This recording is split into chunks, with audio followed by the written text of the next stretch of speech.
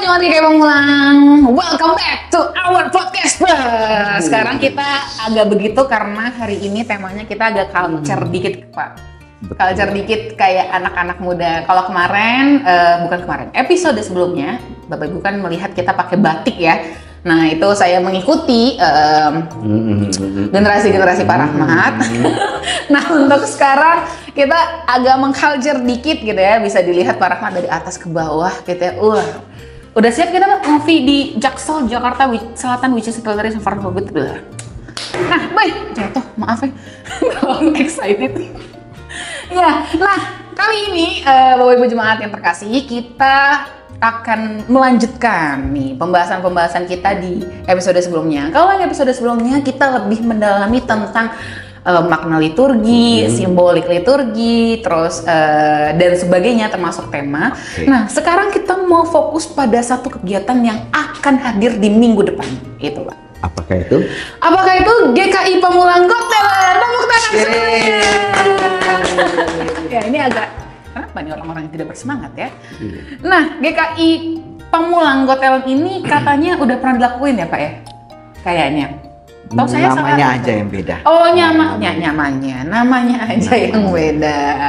Oke, nah kalau saya mendengar dan mengumpulkan informasi, GKI Pamulang Got Talent ini adalah ajang pencarian bakat untuk jemaat dan simpatisan GKI Pamulang yang berlangsung pada tanggal 31 Mei 2025 mendatang. Nah, karena nih seperti episode sebelumnya nih Pak, orang-orang kan sempat tetap kepo ya.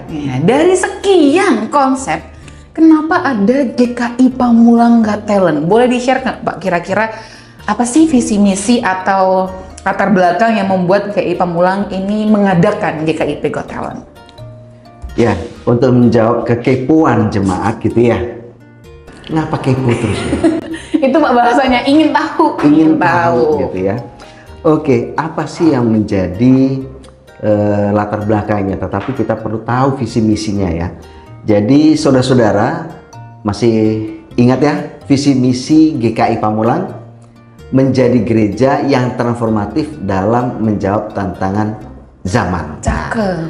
Oleh karena menjadi gereja transformatif, ya tentunya kita sadari bahwa kita harus senantiasa mampu beradaptasi, mampu berubah, ya sesuai dengan konteks dalam kehidupan zamannya sendiri gitu. Nah oleh karena itulah GKI Pamulang sadar menjadi gereja transformatif itu ya harus juga melihat pertama mengenali dirinya sendiri bahwa dia penuh kekayaan. Kekayaannya itu bukan soal harta benda, uang, bangunan, dan kita bersyukur dengan keberadaan fisik GKI Pamulang, tetapi juga kita bersyukur dalam keberadaan manusianya, yaitu jemaatnya sendiri sebagai anggota tubuh Kristus. Dan tentu saja manusia yang ada di GKI Pamulang, jemaat maupun simpatisan punya bakat, punya sesuatu yang dapat membawa dirinya menjadi bagian yang kuat dalam pembangunan jemaat di GKI Pamulang. Bukan hanya sebagai seorang penyanyi, tapi juga pemusik, tetapi juga yang justru sangat lekat dalam kehidupan liturgi, yaitu lektor, pemazmur gitu ya. Bahkan termasuk yang tampaknya tidak kelihatan di belakang layar, namun sangat peran mereka begitu kuat, yaitu apa? Kaum muda, para sinias. Apa itu namanya istilahnya ya? Multimedia gereja. Gereja. Ya. Karena itu ada apa? Perlombaannya membuat poster, poster dan real video. Nah, betul. Itu menjadi bagian melalui Got Talent ini untuk kita melalui panitia Paskah GKI Pamulang ini untuk ya membawa orang-orang yang ada di dalam gereja ini yang memiliki bakat semuanya tadi, dan itu semua tentu akan kembali pada pelayanan dan kesaksian gereja ini. Ya pertama-tama memang bagaimana pembentukan internal jemaat GKI Pamulang melalui kehidupan beribadah, karena itu mereka disebut pelayan ibadah. Tetapi juga mereka sebagai sejatinya pelayan Tuhan yang siap untuk menjadi teladan bagi banyak orang. Maka Got Talent ini diadakan supaya gereja memiliki bukan hanya sekedar stok ya. Jadi ada orang-orang yang siap melayani dalam ibadah, tetapi mereka yang juga suatu saat akan menjadi orang-orang yang mengembangkan lebih besar lagi melalui kemampuan mereka, skill mereka gitu, untuk generasi-generasi yang lebih baru gitu. Jadi kita dalam ibadah bukan hanya oh itu lagi tetapi ada yang baru gitu, yang ternyata mereka mampu untuk melayani, khususnya kaum muda gitu. Maka Got Talent ini diadakan. Oke. Kalau mengingat episode sebelumnya nih Bapak Ibu Jemaat, kalau di Prapaskah kita kan belajar mengenal kemelekatan kita untuk bisa kita olah supaya kita nggak terlalu melekat pada hal-hal itu. Ternyata nggak cuma tentang keterbatasan atau hal-hal yang mungkin membuat kita menjadi individualis. Ternyata di GKI Pamulang Got Talent yang tadi dijelaskan oleh Pak Rahmat itu, kita juga diajak untuk mengenali kemampuan diri kita ya Pak ya. Betul. Bakat kita apa gitu. Dan yang mana bakat itu tadi sama konsepnya dengan Prapaskah, tidak membuat menjadi eksklusif, tetapi kita mau pakai itu untuk kehidupan bersama. Makanya tadi aku mengambil kalimat dari Pak Rahmat punya, untuk ada regenerasi dari tahun-tahun berikutnya gitu. Betul. Jadi GKI Pamulang Got Talent ini bukan sekedar ajang bakat ya Pak ya, tetapi gimana caranya kita juga mau mengajak setiap anggota jemaat itu mengambil bagian yang mungkin dirinya punya kemampuan-kemampuan itu selama ini nggak sadar, atau mungkin malu-malu kucing ya Pak ya, shy cat gitu. Kenapa sih kucing ya? Saya juga nggak tahu ya Pak kenapa kucing lebih malu daripada yang lain gitu. Tapi tentu Pak, dalam acara ini panitia Paskah pun atau setiap orang yang mengambil bagian dalam rencana kegiatan ini punya ekspektasi dong dalam ajang bakat ini. Apa sih yang menjadi ekspektasi kita? Apakah sekedar regenerasi atau supaya banyak ikut jadi rame, atau ada nggak ekspektasi yang mungkin lebih bisa menjadi pemaknaan tersendiri buat setiap kita yang mau ngambil bagian di situ Pak? Kalau kita kembali jauh ke belakang, kehidupan Tuhan Yesus memanggil para murid. Apakah Yesus masuk ke sekolah rabi untuk menjadikan murid-muridnya karena mereka sangat paham soal Taurat? Justru Yesus pertama datang kemana? Ke Galilea. Dia dibesarkan Galilea, datang ke Galilea, jumpa di pantai Galilea, berjumpa dengan Petrus, Andreas, Yakobus, Yohanes. Orang-orang yang keseharian itu menangkap ikan, menjala ikan, di mana mereka melakukan pekerjaan sehari untuk membantu orang tua mereka gitu, dan untuk kehidupan mereka. Apakah mereka orang-orang yang cakap dalam Taurat? Belum tentu, atau bahkan jauh dari itu. Tetapi mereka adalah orang-orang yang saleh, yang sangat taat kepada Tuhan. Nah, ini dipanggil Tuhan gitu. Lalu Tuhan bentuk mereka dan mereka berproses. Apakah itu mereka sudah menjadi sangat baik? Tentu saja Tuhan sangat sadar bahwa mereka belum untuk itu. Sampai akhirnya pencurahan Roh Kudus, yang nanti kita juga merayakan Pentakosta, kita saksikan bagaimana mereka memiliki keberanian oleh kuasa Roh Kudus, dan ternyata mereka juga cakap untuk public speaking, ya istilahnya gitu ya, berkata-kata, berucap, menyampaikan sebagai sebuah kesaksian yang benar di tengah masyarakat gitu. Nah, gereja meneladani apa yang Yesus lakukan. Gereja yakin bahwa anggota jemaat, kaum mudanya, bahkan remaja itu memiliki kemampuan juga untuk itu. Namun bagaimana membentuknya? Nah, inilah gereja sebagai selain sekolah iman, pengajaran doktrin gereja, tetapi juga menjadi sekolah pembentukan karakter Yesus. Mereka ya seperti Keisha tadi bilang malu-malu kucing ya, atau mereka yang sebenarnya saya mau melayani, tetapi kok nggak ada panggilan ya ke saya ya.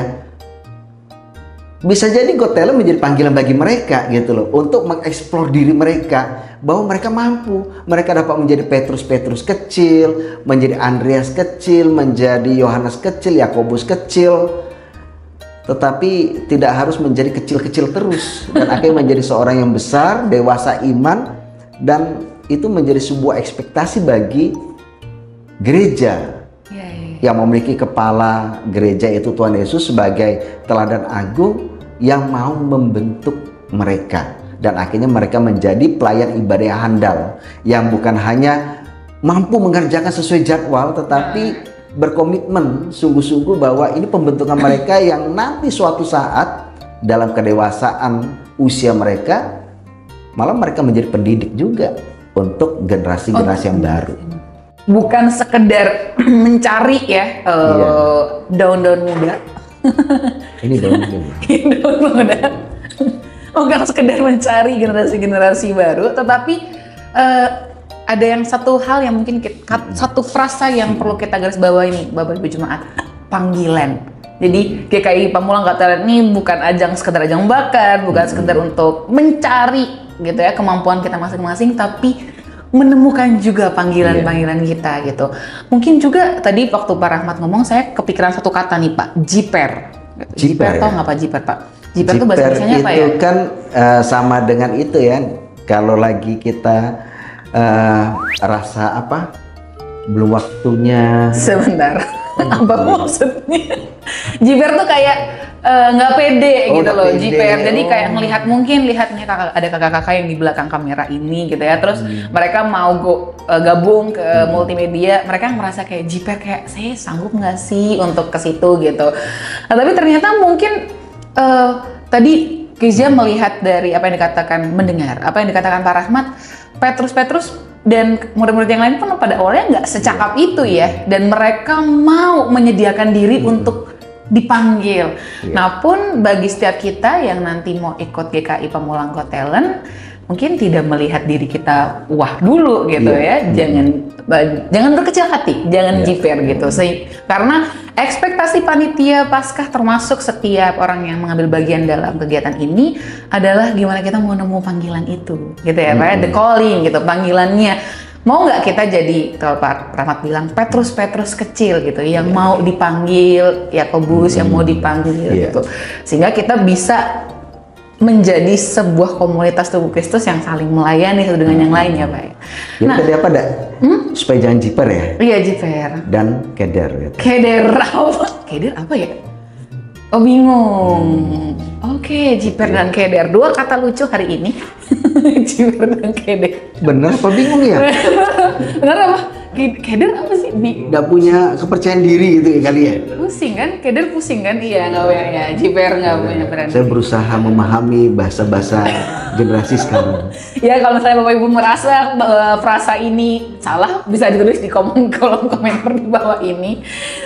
Nah, kalau tadi kita bicara nih Pak Rahmat tentang ekspektasinya panitia Paskah, tentu bagi setiap orang yang mau ikut, selain mereka bisa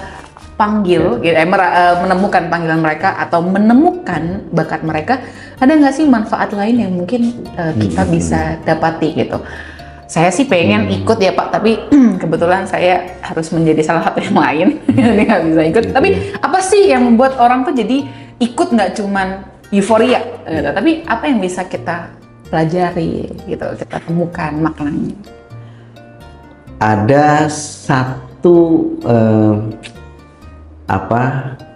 yang saya perhatikan dalam kehidupan bergereja itu, yang barangkali umum orang melihat gereja itu adalah tempat kebaktian, ya.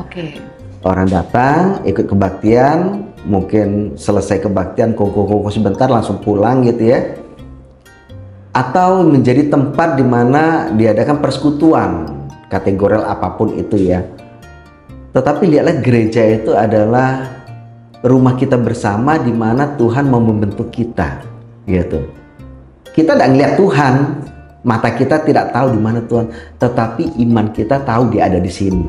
Bahwa ketika kita datang ke rumah Tuhan, yang namanya gereja ini, maka kita bergereja. Bergereja itu adalah bahwa kita tuh mau menyelami segala kehidupan di dalam rumah tadi, yang bukan hanya kita mau berkebaktian atau bersekutu gitu ya, tetapi juga kita mau dibentuk gitu loh. Maka manfaat dari acara ini melalui Got Talent tadi adalah mereka yang sudah siap menyediakan diri mengikuti Got Talent itu, mereka juga menyelami dan mengalami bahwa mereka tuh ternyata dibentuk gitu. Dibentuk bukan lebih pada dia dapat nilai dari juri, nanti ada juara, bukan lebih ke situ. Meskipun nanti tetap ada, masa nggak ada usaha, nggak ada hadiah gitu ya. Tetapi juga mereka akan menyadari, oh ya saya sebenarnya dibentuk, saya dapat coach gitu ya, atau advice dari beberapa juri atau dari teman-teman pelayan ibadah yang katakanlah sudah terlibat aktif selama ini, dan saya orang yang masih baru dan mau terlibat di dalamnya gitu. Nah dari sana kalau saya ikut di dalam Got Talent, sama seperti keinginan Kesia juga yang mau ikut Got Talent, tetapi ya saya cukup di mimbar saja gitu. Kalau saya menguasai juga nyanyi. Kalau nyanyi nggak Pak? Nggak usah lah ya. Jangan Pak. Itu ada bagiannya sendiri gitu ya. Daripada tembok gereja nanti retak. Pak. Saya sudah menularkan kepada yang lain kemampuan saya untuk itu gitu ya. Intinya adalah bahwa gereja akan mendapatkan manfaat dari orang-orang yang sudah dibentuk tadi, bahwa mereka akan menjadi pelayan yang handal, yang bukan hanya mampu menunjukkan respect mereka, tetapi juga komitmen dan integritas ya, sesuai dengan budaya GKI Pamulang. Cakep. Apa tadi? Persis. Respect, integritas dan komitmen. Tulis nanti dulu nih. Itu manfaat yang akan didapat oleh gereja. Ya. Jadi nggak cuman kita bisa mengenal, tapi mungkin kita semakin ditajamkan ya tentang panggilan kita, tentang kemampuan kita. Dan tadi kalau misalnya Bapak Ibu Jemaat perhatikan, apa yang disampaikan Pak Rahmat ini juga bicara tentang bagaimana kita jadi komunitas. Jadi gereja bukan sebagai tempat yang tadi di awal dibilang datang pulang gitu, tetapi kita jadi respect satu dengan yang lain, kita jadi peduli satu dengan yang lain, dan itu membentuk kita untuk saling terikat satu dengan yang lain sehingga kita jadi komunitas yang utuh gitu. Jadi para peserta jangan cuma mencari hadiah-hadiahnya, tapi percayalah kalau kita ikut GKI Pamulang Got Talent itu, kita juga bisa merasakan ini loh rumah kita. Lebih baik di sini, rumah kita sendiri. Di buat backsound. Nah itu rumah kita. Mungkin itu jadi ini ya Pak ya, soundtrack kita nanti di outro dan intro gitu. Mantap kan ya. Ada God bless Ini, gitu ya. ini. Dan ini betul-betul God bless gitu. Ini editor-editornya di belakang udah mulai mengamuk. Ya, nah kalau kita selama ini cuma lihat posternya gitu ya, kapan dilaksanakan, ada lomba apa aja, kira-kira boleh nggak sih Pak di-spill dikit-dikit proses seleksinya tuh gimana sih gitu? Banyak proses seleksi ya. Ya tentu saja tidak seperti Indonesian Idol gitu ya. Tentu tidak seperti Got Talent American atau Indonesia gitu ya. Justru kita tuh mau melihat kesediaan dulu gitu ya. Mereka yang mau datang bersedia, kita sudah bersyukur sekali. Ada keberanian mereka gitu loh. Seolah mereka mau berkata, ini aku Tuhan, aku nggak tahu apakah saya bisa lakukan, tetapi saya mau dan saya berlatih. Ya itu paling awal. Katakanlah ya itu seleksi. Kalau dibilang seleksi ya sebenarnya mau melihat ya, seperti kita mencari ikan gitu ya. Kan semuanya dapat, meskipun ketika kita angkat mungkin aja ada yang jatuh gitu. Tetapi kan bukan si penangkap atau si pencari ikan itu yang awalnya itu, kamu nggak bisa ini, bukan. Tapi dimulai dulu ketika ada panggilan ini, mereka siap. Lalu berikutnya adalah ya tentu saja mereka melihat panduan-panduan apa sebagai suatu patron gitu yang harus mereka lakukan. nyanyiannya ternyata memang nyanyian ibadah. Wong kita mau manggil selain ibadah kan, bukan nyanyian dari apa yang sekarang viral tuh lagu-lagunya apa? Ya. Aku bukan setuju sih Pak. Iya itu ya, bukan nyanyian umum gitu ya, tetapi ini nyanyian ibadah, dipakailah dari Kidung Jemaat itu, NKB, tetapi juga lagu rohani yang lain yang juga nanti mereka bisa lakukan melalui acara Got Talent ini. Yang bisa jadi kalau mereka bukan sebagai kantoria, tetapi mereka juga dapat mengisi persembahan pujian kan dalam ibadah. Betul. Dalam ibadah kita memberikan peluang dan terbuka untuk mereka menyampaikan persembahan pujian, dan persembahan pujian itu mereka bisa menyanyikan nyanyian-nyanyian rohani yang katakanlah baik itu dari buku nyanyian rohani yang kita pakai selama ini dalam ibadah, tetapi juga ada dari buku nyanyian yang lain gitu. Tetapi intinya adalah kesungguhan mereka, ada kesediaan dan siap untuk mereka dipandu. Pada akhirnya mereka sadar bahwa mereka tuh dibentuk gitu. Dan tentu saja bagian akhir seleksinya adalah ketika lewat juri dan tentu melalui dampingan atau kolaborasi Komisi Liturgi dan Musik Gereja atau Limuger tadi, ya mana mereka yang patut untuk menjadi seorang kantoria. Oke. Mana menjadi pemazmur atau menjadi atau menjadi seorang pemusik gitu ya, atau seperti yang e-poster tadi, wah ini pas itu, karena jemaat juga butuh kan informasi-informasi melalui e-poster, yang flyer yang seliweran ada di grup-grup jemaat itu, istilah apa? E-catching. Enak dilihat. Cakep. Saya kalau baca itu wah. Emang episode kali ini tuh culture habis gitu. Jadi bukan culture etnik yang kalau minggu itu, tetapi culture-nya generasi Z kali ya. Ya, jadi ketika membaca, wah saya sudah dapat ini. Kan butuh orang yang mampu untuk itu, termasuk video reel yang lewat skillnya dia itu jemaat nangkap, oh iya ternyata ibadah ini mau diarahkan seperti ini gitu. Ada nilai yang mau disampaikan, dan orang yang membuat video tadi terlatih untuk itu. Nah ini yang dalam proses seleksi itu akan nampak, yang pada gilirannya mereka akan menjadi pelayan ibadah yang handal, karena ibadah itu sejatinya bukan hanya ketika kita masuk secara seremoni dalam ruang ibadah, mulai masuk prosesi, votum sampai berkat, tetapi ibadah sejatinya adalah ketika mereka ada di luar atau di terlepas dari sekat-sekat tembok ruang ibadah. Itulah ibadah sejati mereka, yaitu dalam keseharian mereka. Dan itu kalau tampil lewat mereka sudah menyediakan diri dan siap dibentuk, mereka dapat menyalurkan semuanya itu, bahkan menjadi kesaksian yang tangguh yang boleh dihasilkan oleh gereja kepada dunia ini. Kan pemberitaan kebangkitan Tuhan itu harus sampai kepada dunia, toh. Gitu. Saya kira seleksi yang mau disampaikan lewat Got Talent, panitia merumuskan demikian, tetapi secara detailnya ya tentu itu bagian dari juri ya. Iya. Jadi Bapak Ibu Jemaat, kita seleksi ini bukan cuman yang mungkin Bapak Ibu Jemaat bisa baca di web Pamulang ya, ada detailnya di bagian situ.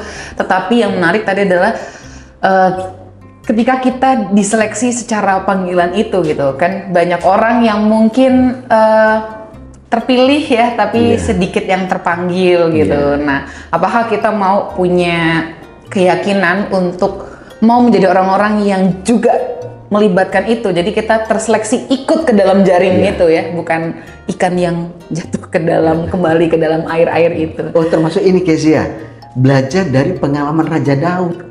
Kalau kita membaca di dalam kitab Perjanjian Lama tentang kisah Daud, bagaimana dia sebagai seorang raja bukan hanya mampu memerintah dengan baik dan bijaksana dan memiliki relasi akrab dengan Tuhan, tetapi itu dapat ditularkan kepada orang-orang sekitarnya dalam hal ibadah. Raja Daud ini kan seorang seniman, seorang pemusik juga, dan pengubah pujian, Syair, penyair iya. dan sebagainya gitu ya. Tetapi dia juga mungkin saja dia adalah seorang pembentuk, seorang pelatih, penyiap dari pelayan-pelayan ibadah yang handal. Katakanlah ada keluarga Asaf dan sebagainya, itu kalau kita membaca di dalam kitab Mazmur ada. Dan orang-orang itu dia siapkan sehingga apa, ibadah itu bukan asal ibadah jalan selesai, tetapi semua dipersiapkan matang dan orang-orangnya juga adalah orang-orang yang sungguh siap. Bahkan itu pun di istilah gerejawinya itu diteguhkan gitu ya. Mereka adalah orang-orang yang sudah dipilih dan diteguhkan oleh imam, entahkah dia sebagai seorang pemusik, pemuji gitu ya, pembaca Alkitab atau lektor. Itu zaman dulu sudah ada. Nah kalau itu kita teruskan dalam kehidupan kita bergereja masa kini, waduh, saya kira itu sangat indah gitu ya. Bahwa akhirnya itu membentuk mereka, atau bahkan terus memberikan kesadaran pada mereka, oh ya, saya sudah diteguhkan, berarti ini komitmen saya dan harus saya tunjukkan bahwa saya adalah seorang pelayan ibadah yang berintegritas gitu. Jadi kita tidak melihat secanggih atau sekeren apa kemampuan kita, tapi satu hal penting adalah setiap orang yang mau dipanggil, ia menjawab panggilan itu, ia juga yang diteguhkan. Betul, gitu ya Pak ya, iya. seperti yang tadi Pak Rahmat sempat sampaikan dalam kehidupan para nabi di zaman-zaman dulu gitu. Nah, terakhir Pak Rahmat. Ya, siap. Siap. Agak takut ya. Satu harapan untuk jemaat simpatisan kita di GKI Pamulang ini dengan adanya GKI Pamulang KTL. Mereka dapat menyaksikan sendiri bahwa gereja di mana mereka sendiri boleh bertumbuh, bersekutu, beribadah ini ternyata memiliki beberapa orang, dan itu cukup atau bahkan banyak, ya, tapi bukan banyak dalam pengertian sejumlah jemaat, sejumlah itu juga pengen ibadah, tetapi kita tidak kekurangan. Mereka melihat bahwa gereja ini tidak kekurangan pelayan-pelayan ibadah, entahkah dia sebagai seorang pemusik, pemuji, yaitu kantoria, atau pemazmur, lektor gitu, termasuk yang sekali lagi saya katakan tampaknya mereka tidak kelihatan karena mereka bekerja di balik layar, tetapi gereja ini punya banyak orang yang ternyata mampu menerjemahkan kegiatan gereja itu melalui poster digital gitu ya, flyer yang muncul seliweran di grup-grup jemaat, dan itu bagus dan dikerjakan oleh anak-anak muda, termasuk sineas filmnya, sineas film, video, real gitu ya. Dan gereja ternyata punya gitu. Gereja juga tidak perlu harus bersaing menjadi perusahaan studio, perusahaan bakat gitu ya. Tidak, gereja tetaplah gereja, tetapi di sini kita dibentuk dalam kasih karunia Tuhan, bahwa